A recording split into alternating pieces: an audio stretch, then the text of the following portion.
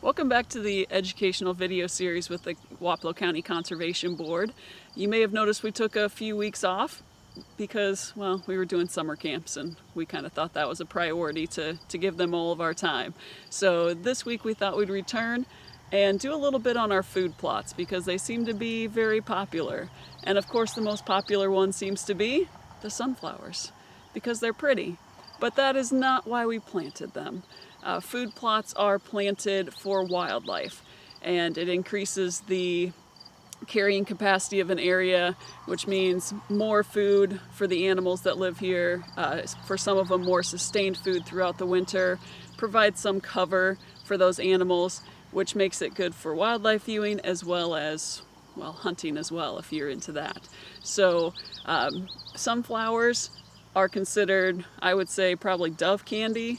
That's why we plant them, but they're also good for pollinators. So you'll see a lot of bees, wasps, flies, all kinds of pollinating animals out here.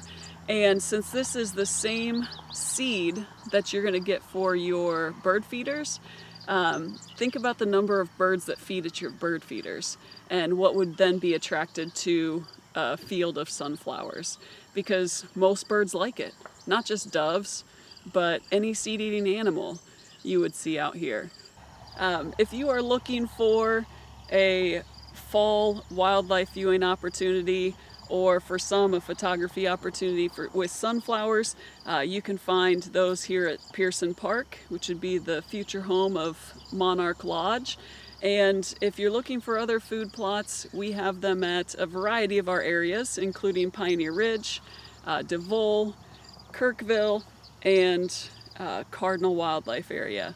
So if you're looking for some fall viewing, those are the places to go. We'll be looking later on in this video at some other food plots that aren't quite as showy as this, but these sunflowers at Pearson will be a good place to see birds and pollinators. All right, so let's move on and we'll go out to Kirkville to see one of our sorghum plots. Well, we made it to Kirkville Wildlife Area. This is an area you may or may not know. It's one of our newer areas. It is on a level B road, so not real accessible unless you have a truck that can make it through there, and is probably most used by hunters. Hence we have a nice sorghum food plot here. Sorghum looks a lot like corn. So these leaves are going to look like corn as they're growing up. The seed head's going to be a little bit different. Right now, you can see there's not a lot of deer browse in here. Now, if this was a soybean plot, chances are they'd eat that off. A lot of times the young sunflowers they'll eat off. But for some reason, the sorghum just isn't as attractive in just the plant form. They like the seeds a lot better. So come later in the fall or into the winter, those seed heads are going to become really important to the deer and the turkey. Right now though, this is going to be good cover for those smaller birds. So we're talking quail, pheasant, things like that are going to use this sorghum as a place to hide and try to evade those predators. And then as those seed heads come on, this place is probably just going to be flush with all kinds of birds. Again, like those sunflowers, these seeds are very attractive to those animals. They're going to be really high in energy, help them get through the winter, and just continue to provide that cover throughout the year.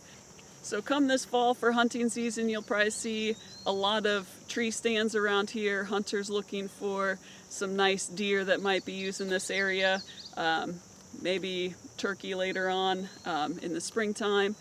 But actually, besides this food plot, this is a pretty neat area to explore. So if you don't want to come out and look for sorghum, come out and look at the other stuff that is in this area. It's a pretty interesting area in our county.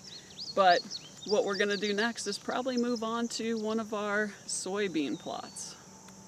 All right, our last stop for our video this week is at Cardinal Wildlife Area. And we have probably ended with the mother of all food plot species, which would be soybeans. Soybeans are a preferred food for deer, both during the summer and during the fall and winter as well. If there is good green leaves for them to eat, they'll eat them. So if you're thinking you're going to put in an acre or two of soybeans, chances are it's not going to make it till the fall hunting season. You're going to want multiple acres of soybeans to make it through. And then once those seeds come on, they'll eat those as well. They're going to be good energy for them. But right now, it's going to be good cover for smaller animals, and of course the deer are going to eat these. Out here at Cardinal, they haven't gotten too tall yet. They may. There's a few seed pods still coming on, so this should be a good plot come fall. If you are out at Cardinal, again, food plot is not the only thing to see, but there are some native plants around here as well.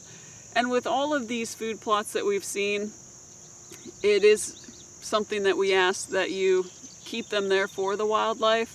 So don't come out here and harvest beans for your own use, or harvest the sunflowers for use at home in your centerpiece.